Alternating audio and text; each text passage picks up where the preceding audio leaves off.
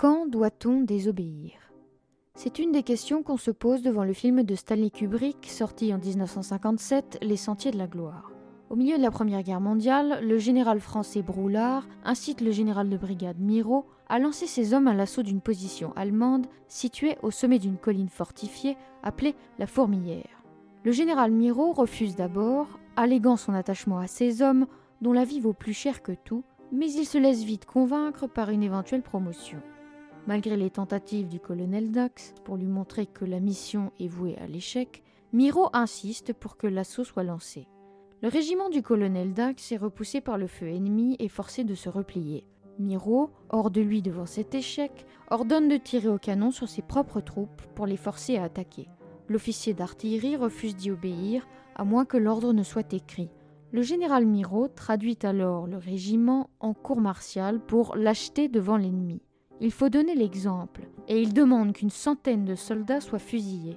Le colonel Dax refuse d'exécuter cette punition et obtient finalement un compromis. Seuls 3 hommes seront traînés devant la cour martiale. Il tente ensuite de les défendre, notamment en apportant les preuves au général Brouillard que Miraut a souhaité tirer sur ses propres troupes. Donc ce film pose une question toute simple. Quand doit-on désobéir ? À partir de quand la désobéissance est-elle légitime ? Ici, l'injustice est manifeste. Le général Miraut souhaite punir de mort une centaine d'hommes parce qu'ils ont échoué à une tâche de toute façon impossible. En tant que soldat, le colonel Dax est tiraillé entre 2 objectifs, obéir à son supérieur ou sauver la vie de ses hommes. Il est pris entre l'impératif militaire de vaincre l'ennemi à tout prix et ses principes moraux, entre les exigences de la loi et les exigences de la justice. S'il ne respecte pas les ordres hiérarchiques, il court le risque d'être déclassé. S'il les respecte, il trahit ses idéaux et verse dans l'injustice la plus criante. On a donc affaire à un vrai dilemme moral où le personnage est tenté par ce qu'on appelle la désobéissance civile. Une théorie de désobéissance civile consiste à dire que la désobéissance est légitime quand elle vise à lutter contre une injustice. C'est un vieux thème dans l'histoire de la philosophie qui a reçu plusieurs définitions. On va s'intéresser à 2 d'entre elles. Un premier type de désobéissance a été théorisé par le philosophe Henry David Thoreau, qui se pose la question suivante. Peut-on s'opposer aux institutions pour mettre ses actions en conformité avec ses convictions ? Thoreau refuse par exemple de payer ses impôts pour ne pas alimenter un État qui mène une guerre contre ses convictions politiques et morales. La désobéissance chez Thoreau repose sur la conscience individuelle, sur le fort intérieur, qui doit prévaloir sur les lois d'un État ou les ordres d'une institution. L'individu désobéit à la majorité.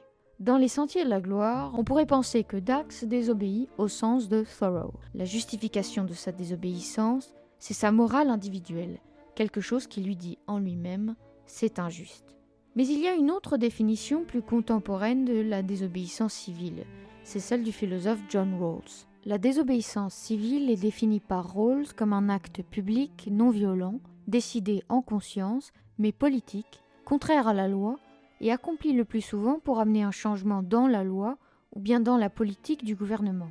En agissant ainsi, on s'adresse au sens de la justice de la majorité de la communauté et on déclare que, selon son opinion mûrement réfléchie, les principes de la coopération sociale entre des êtres libres et égaux ne sont pas actuellement respectés.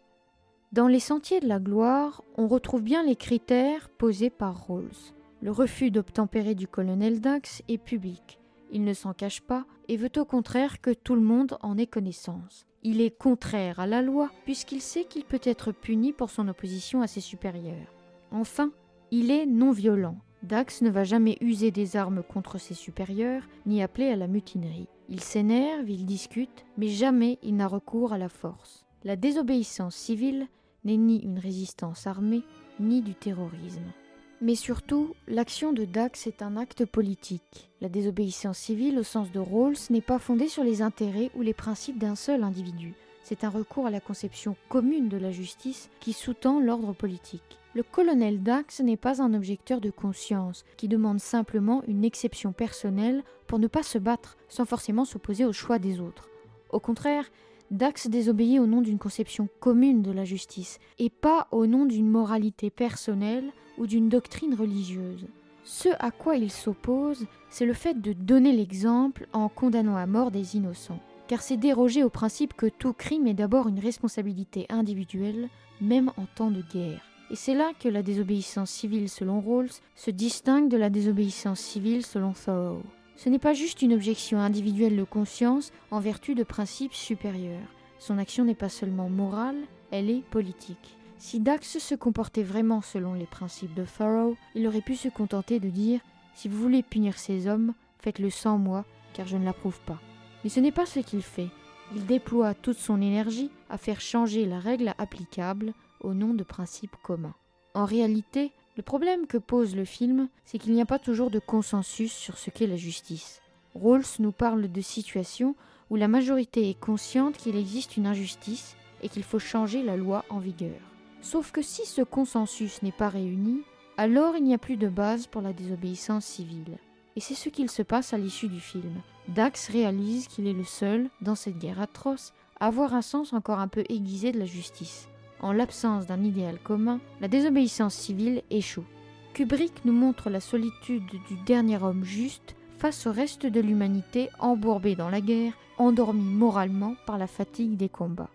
Mais le dilemme est encore plus grand quand on réalise que le film nous montre aussi une forme de justification pour l'action de l'état-major qui a choisi cette punition abominable. Le général Miraut veut donner l'exemple, punir au hasard 3 hommes pour faire peur au reste des hommes et ne plus voir de lâcheté dans les prochains combats. Pourtant, il n'est pas inhumain. Au départ, lui aussi valorisait la vie de ces hommes à tout prix. Mais très vite, il se met à penser qu'il faut parfois sacrifier quelques vies, piochées au hasard, pour le bien de l'ensemble du groupe. Il adopte ce qu'on appelle un point de vue conséquentialiste. Ce sont les conséquences d'une action donnée qui doivent constituer la base de tout jugement moral. D'un point de vue conséquentialiste, une action moralement juste est une action dont les conséquences sont bonnes. Peu importe le fait que des hommes vont mourir alors qu'ils ne sont pas coupables, si cette punition peut dissuader les autres soldats de reculer et finalement gagner plutôt la guerre. Au contraire, Dax veut obéir sur la base de convictions morales différentes. Il adopte une morale qu'on appellera déontologique. Les actions doivent être jugées selon la conformité à certaines obligations, peu importe les conséquences. Ici, il veut préserver la vie d'innocents, même si cela met en danger l'effort de guerre. Dax obéit à ce qu'on appelle l'absolutisme moral, c'est-à-dire le point de vue éthique selon lequel certaines actions sont absolument bonnes ou mauvaises, indépendamment du contexte, de leurs conséquences ou des intentions qui les sous-tendent. Ce n'est pas parce qu'on est en guerre qu'on peut tuer des hommes au hasard pour donner l'exemple. La vie de ces hommes vaut de manière absolue, indépendamment des enjeux militaires et stratégiques du pays. Les Sentiers de la gloire est très souvent interprété au premier abord comme un film contre la guerre, ses horreurs et son absurdité. L'armée est dénoncée comme un appareil déshumanisant qui transforme les individus en chiffres. Mais c'est surtout un film qui nous pose la question suivante. Comment dois-je agir dans une situation injuste ? Quels sont les principes qui doivent guider mon action dans une situation manifestement injuste ? Dans le film, chaque individu est mis dans une position de choisir. Choisir d'envoyer ses hommes à la mort, choisir de sauver ses camarades, choisir de s'opposer à l'autorité, choisir d'accepter de mourir ou de pleurer. Le sujet du film n'est pas la guerre en soi, mais la possibilité pour l'individu d'agir en vertu de principes moraux auxquels il croit absolument, même dans des circonstances exceptionnelles comme un conflit armé. Mais ce n'est pas non plus un hasard si Kubrick a choisi de situer cette intrigue au sein de la Première Guerre mondiale. La guerre constitue une sorte de catalyseur des choix et des actions. En temps de guerre, on n'a pas le temps. Toutes les actions doivent être pesées rapidement et sans bavure. Comme le dira Kubrick lui-même, la guerre agit comme un accélérateur pour faire naître de force des attitudes et des sentiments. Les attitudes cristallisent et remontent à la surface.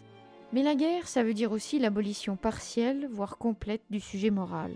Pendant un conflit, les individus sont réduits à des pions sur un échiquier. La possibilité pour une personne de s'affirmer moralement dans une machine bureaucratique est réduite à néant. La guerre est un univers indifférent aux valeurs morales et saturé par les impératifs stratégiques et politiques. À la guerre, il est difficile de ne pas être conséquentialiste. C'est à cause de cette indifférence morale généralisée que la tentative de Dax échoue. Dax n'est pas un rebelle sans raison, il ne voulait pas désobéir pour désobéir. D'ailleurs, en définitive, il obéit aux ordres. Mais il voulait mettre en pratique une conception lucide de l'obéissance, fondée en raison. C'est bien ce en quoi consiste la désobéissance civile. Et si Kubrick nous en montre un exemple critique à travers la Première Guerre mondiale, C'est une situation que nous pouvons tous vivre, même dans des situations plus quotidiennes.